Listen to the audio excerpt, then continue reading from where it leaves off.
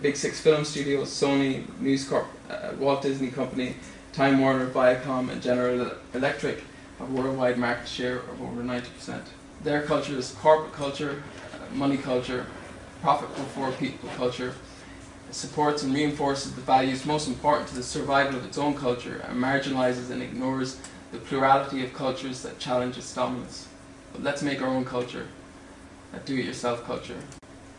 During the 1990s, there began another kind of revolution. What's that? That's the internet. At the time, there was loads of utopian ideas about the future of the internet and how it might go. Governments of the industrial world, you weary giants of the flesh and steel, I come from cyberspace, the new home of mine.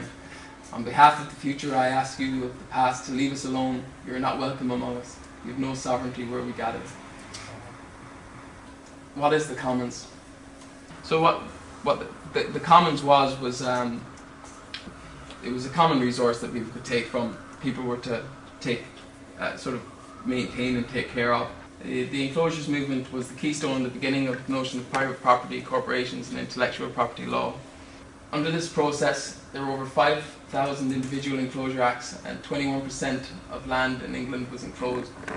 And the process of enclosures was, I suppose, people started building walls and dividing up their private property, and that kind of put an end to people's rights to farm unless they were renting on the land and such. So today with the internet, through non-market cooperative peer-to-peer social production, we are building a global information commons. Creative Commons, just to kind of, the two are inextricably linked, and it's more or less run by the same people. You've got board members from iCommons and Creative Commons serving across the two of them. Creative Commons is mostly the organization that writes the legal documents, which are alternatives to copyright. What iCommons is then, where Creative Commons is kind of the legal backdrop, iCommons doesn't necessarily like copyright, and it's more over the community that has organized itself internationally around piracy, peer-to-peer, open source. So the interests are really, really varied, and there's huge debates.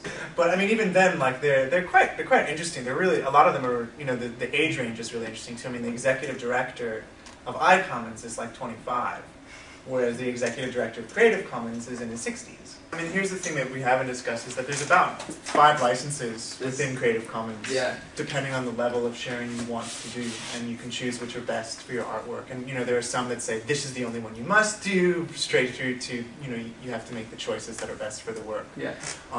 And within that, there are even, you know, there are now GPL, Creative Commons crossovers. GPL meaning General Public License, which is for open source wares, and Free Software Foundation wrote those.